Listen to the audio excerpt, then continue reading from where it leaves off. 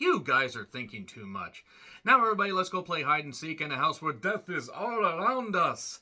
The Haunting of Alexis King is streaming on Tubi and was written and directed by Akil Pugh, who did a movie called Paranormal Evil. And check out his IMDb page for the full listing. And it stars really nobody of any consequence. It's an ultra-low budget movie about, wait for it, a woman named Alexis King, who's a bright college student that has her entire world and her entire life ahead of her. The world is her oyster. All she has to do is maybe not go into the house where her mother and brother ended up dead and realizing, oh shit, I probably shouldn't have taken this haunted house that I inherited and actually decided to live in it, because now everybody that I come into contact with is in danger. And from there, we have a horror movie, I guess you could call this a movie. Technically, it's on film. People shot it. People acted. People tried to do things. But this is ultra cheap. And while not nearly even close to the worst thing I've seen this year, good God, this was lazy. This was really not very good. I mean, I'm glad everybody got a chance to hopefully have fun making it. But the plot, such as it is, that's really it. I mean, there's a little side plot about maybe the stepfather having something to do with the whole goddamn thing. But Alexis King, played by Andrea Kiliberti, she is just so conflicted because she lost her brother when he was young, and the mother, and oh my God, she's so goddamn traumatized by all this. She has to be medicated. She has to put up with all this stuff, and she's got her boyfriend Paul and a roommate best friend Kira, and Kira's boyfriend, on again, off again boyfriend, that is Ray. Also, there's a character named Aunt Pat that provides a little bit of exposition, but really this movie is just straightforward and drags on way too goddamn long. And pretty much from the beginning, you can tell where this is going, and it doesn't deviate from that path. And I'm just going to end up spoiling a lot of this pretty soon, because none of this is really all that shocking. But ultra low budget isn't the worst thing in the world, but this had really shitty audio mixing. There were times I thought maybe it was my television. No, even on the Tubi app, it was the same. Even watching Tubi on my computer, it was the same. I mean, that is what it is. It happens.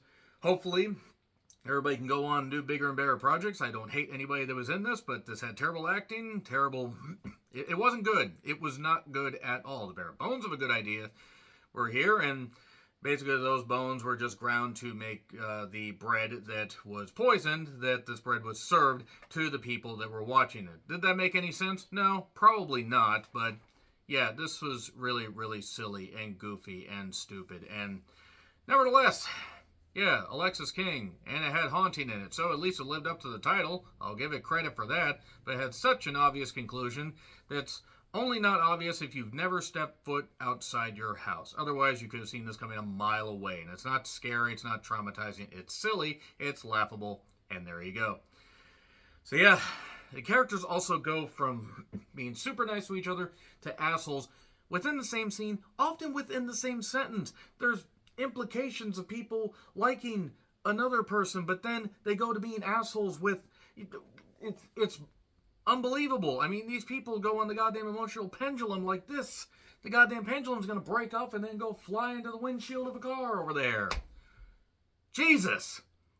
Anyway, so yeah, Alexis is all worried that she's being haunted and her mom's trying to tell her something and all this ghostly stuff that's really only one ghost. It's really only one ghost. But they try to make it seem like it's more ghosts and spoopy and everything and all that. And okay, let's just get into spoilers. It's on Tubi. Tubi, ad-based free streaming service. You can check out films like this. Again, I've seen worse, but this was a pretty lazy effort. 3, 2, 1, and spoilers. Okay. Who's responsible for all this stuff? Let's go, well, maybe not scene by scene, but we have Paul, we have Alexis, and we have Aunt Pat. And basically, after Alexis's mom dies, she inherits a house that she used to live in. So, okay, there we go.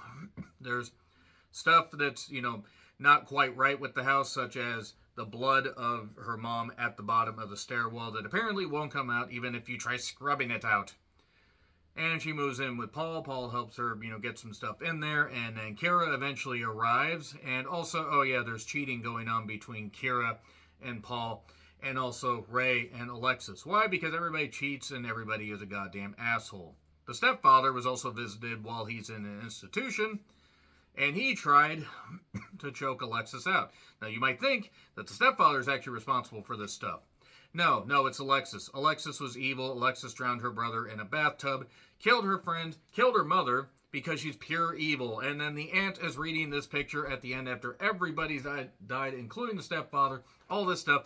And Alexis was responsible. And that's the end of the movie. Nighty fucking night.